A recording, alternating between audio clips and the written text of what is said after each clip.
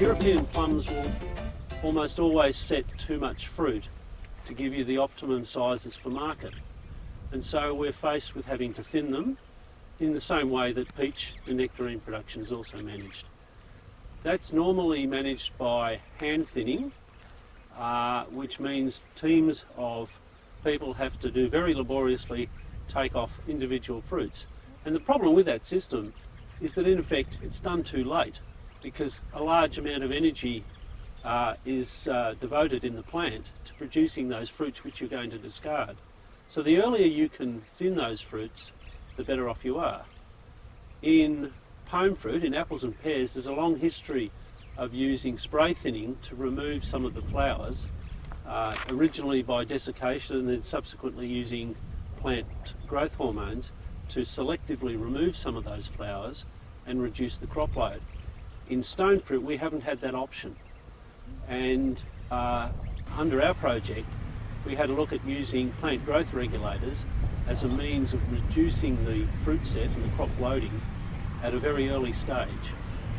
Our projects demonstrated that consistently we were able to thin fruit set on these plums and as such produce larger plums that are more marketable.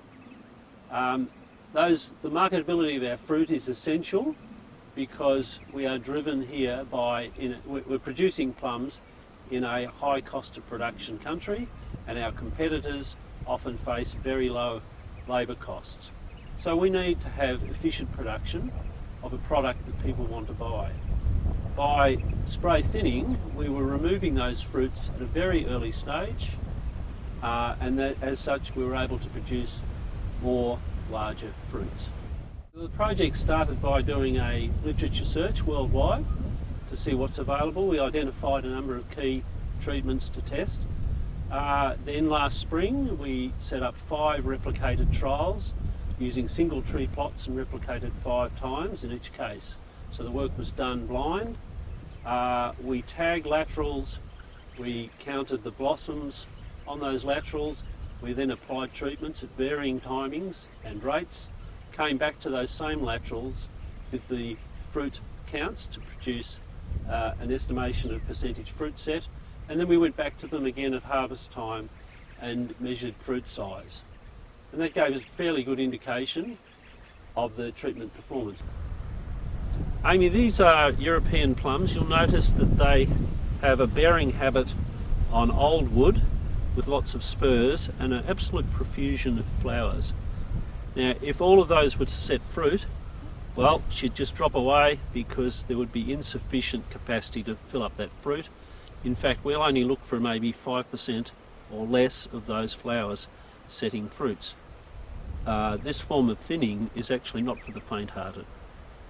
But what we look for in the results are consistency of performance, and that's what we've seen in the first year of results.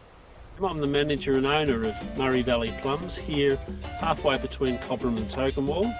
This farm has an approximate planted area of 170 acres. We grow primarily European plums that are bred both for the drying to produce prunes and also for fresh plums. In the last few years we've exported most of those plums either as prunes to California or as fresh plums to North Asia.